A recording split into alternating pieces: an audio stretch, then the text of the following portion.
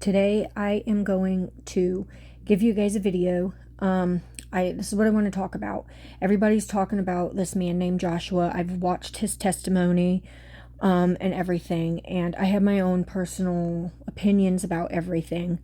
While I do believe around the timing of Feast of Trumpets, we are in very high watch time. Absolutely, I do believe that. But I'm going to bring to you guys something that puts the icing on the cake that brings all of this into fruition. July 1st, they did an actual sacrifice of the red heifer. They said that none of them were pure. None of them, they were all trash. Well, that is not true. So I want you guys to just listen to part of this video, and then I'm going to read you guys something. About the red heifer? Right. Could you go ahead and elaborate on that, please? Right. So this was a big thing over at InfoWars and on the dissident right media for the longest time. The Jew hate media. Yeah, do you have my tweet that I actually put on my... So basically what happened, if you want to go to the first slide first before we play the video, about a month ago on July 1st, there was an announcement that they were going to do a practice run of the red heifer. And prior to this, the media outrage that the Jews were going to go do this red heifer, you had these lunatics like Stu Peters and others who were saying, this is going to usher in the Antichrist, blah, blah, blah. And it was like a real big media balagan. It was really a bad twist. So they said that and also the government wasn't going to let them. So what they did was they said, we're just going to do a practice one with one of the 5 disqualified cows. The government said, okay, whatever. They ended up going out, doing a real cow. One of the cow's name was Tikva. They made the offering, and it was a real offering. They did it all by the laws. And I have with me some of the ashes right here, red heifer ashes.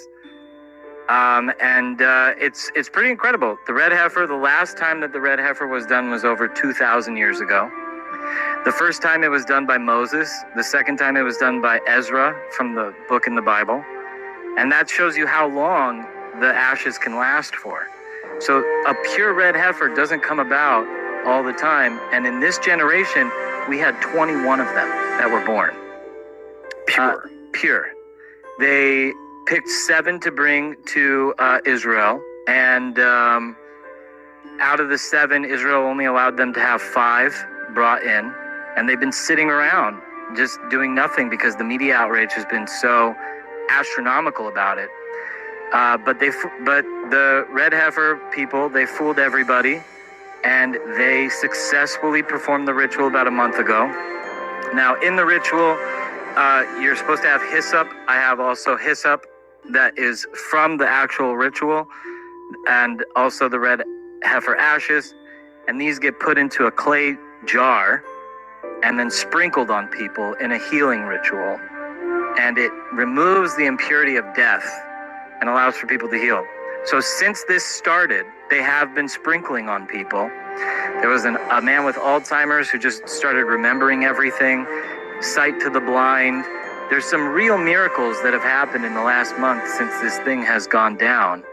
But the ashes, just like I have a little bag, there was 10.5 gallons of ashes. And this is only a dime bag full. And these ashes have been disseminated. They're here to stay. They will never be found. So many people have them. And this little bag can power about 10,000 doses. Power about, it said that makes it sound like really potent cocaine. Packs a punch, yeah. This is the stuff right here. Test man. it for fentanyl. This is the but we could go smoke this after the show, but no, I'm just kidding. Come back from the dead after you do something like that. But I have a video from the ritual, and if you want to play it, I don't know if it has copyrighted music. Can you slide it so people could see the slide? So these are the slides of the actual I actually watched this. You can actually find that actual video on TikTok. I actually watched every bit of it. I took it to the Lord. and prayed over it, and I got a lot of confirmation about this. And like I said, the reason why they have done this in secret is so war does not break out. Not to mention, I'm going to read you guys something that's of utter importance about this. I'm gonna finish this. We only got 14 seconds. Of the actual ceremony being taken place, and that's tikva.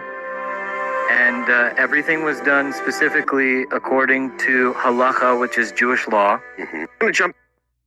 Okay. So now what I want to read you is this. Huge implication of a few things concerning the confirmation of the red heifer ceremony. First, when Adam King went on Timcast, he mentions reincarnation in relation to the Antichrist for those that don't know. This belief is a part of Kabbalah mysticism and is satanic.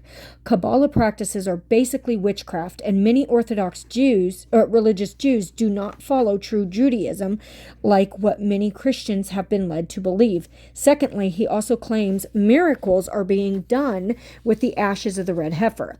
Which spirit do you think is being conjured up and is empowering these false miracles? It's the Antichrist spirit.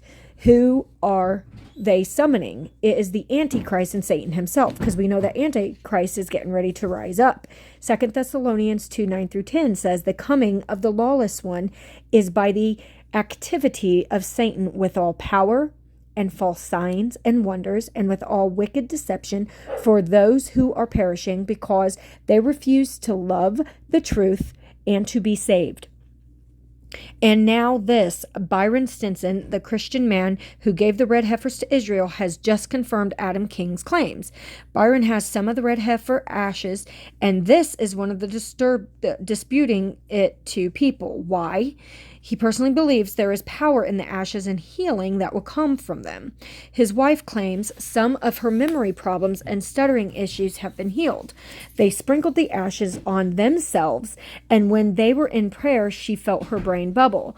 To what she credits to is God healing her.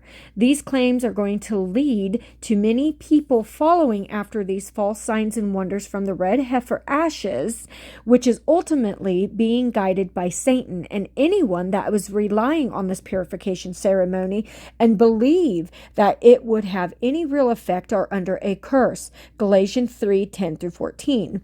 So this red heifer ceremony is an abomination and counterfeit to what Jesus did on the cross as he fulfilled the purification of sin once and for all.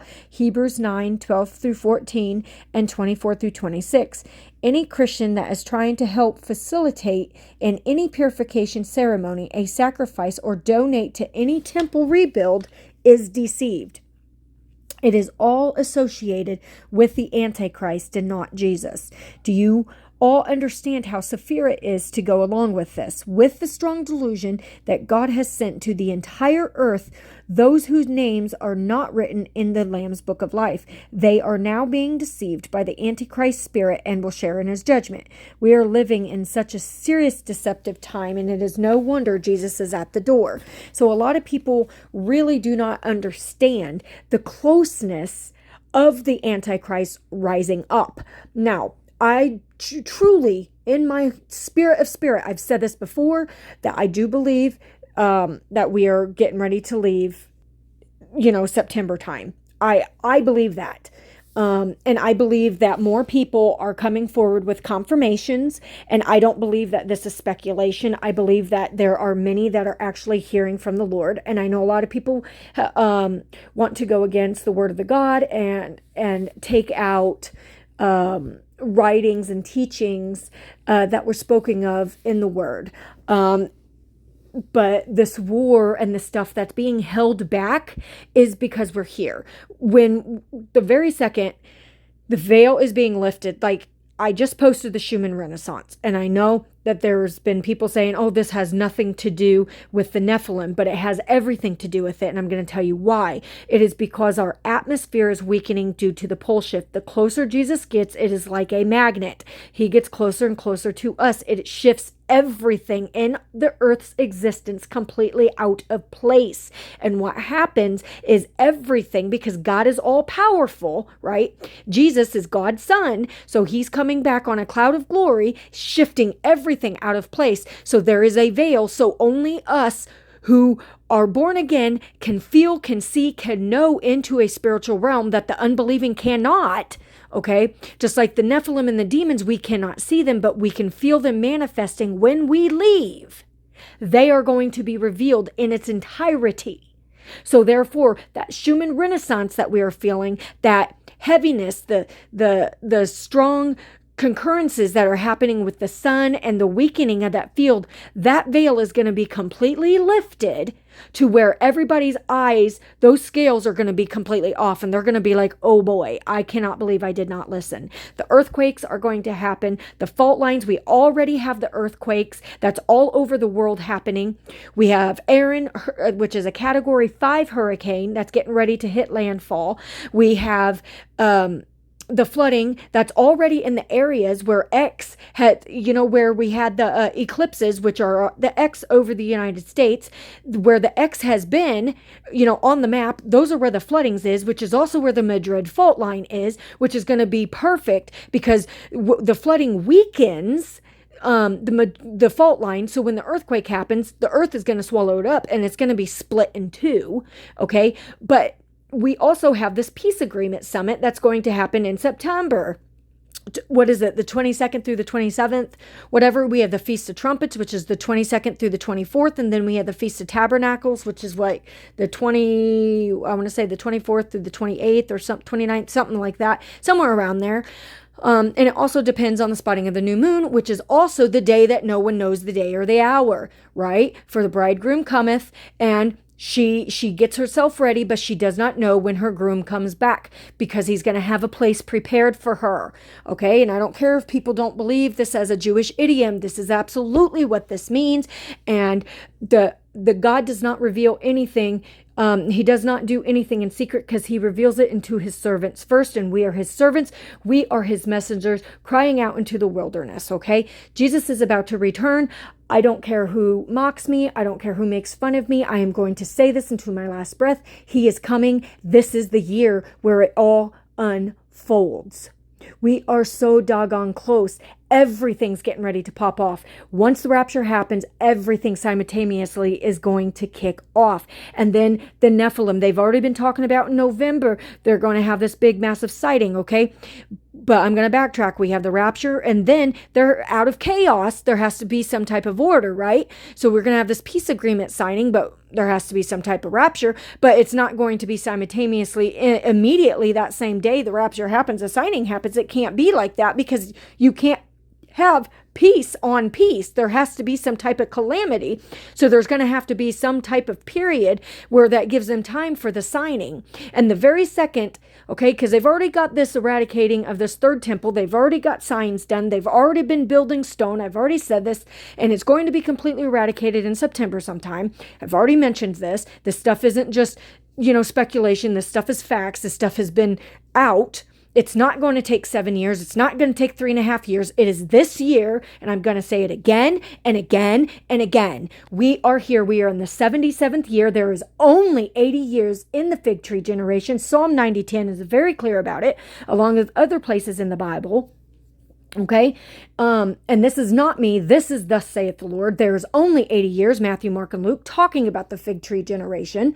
Okay, 80 years. We are at 77. May 14th of 2029 ends that 80th fig tree generation year. So there you have it right there.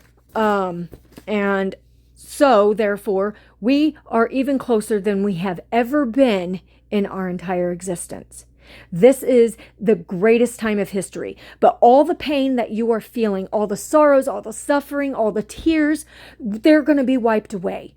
Okay? God tells us, he promises that all of these things, the earth is going to be made new. But I'm also going to tell you one thing, and I'm going to tell every single person this, that those who are hoping and waiting for the downfall of mankind, do not say it like, do not be rooting for the destruction. Because those that hurt you, and you sit there and cry for those people, I can't believe that they hurt me, and you're literally in tears because you have these people that are coming against you, that horrible pain that you are feeling, but yet you know you forgive them time and time again, and you keep coming back for more. That is because God has made you like him. You learn to love like him. You learn to feel like him because you become like him. You become one like him. That feeling that you're feeling is that exact same feeling that he is feeling towards the judgment that he has to give to these people. So imagine feeling that intensified for all the people on the earth. That is God's job. He is going to have to judge those very people that hurt you. That is not a job that God wants to do. So if those people make you feel that bad, and yet you still want to come back for more, and you still love them, and you still forgive them, yet you know they hurt you, imagine how God feels.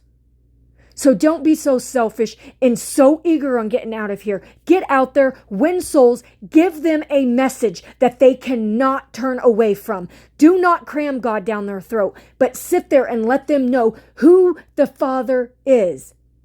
Ask, right? And it shall be given unto you. Knock, and the door shall be opened. Seek, and you shall find. I will see you guys there in the air. God bless.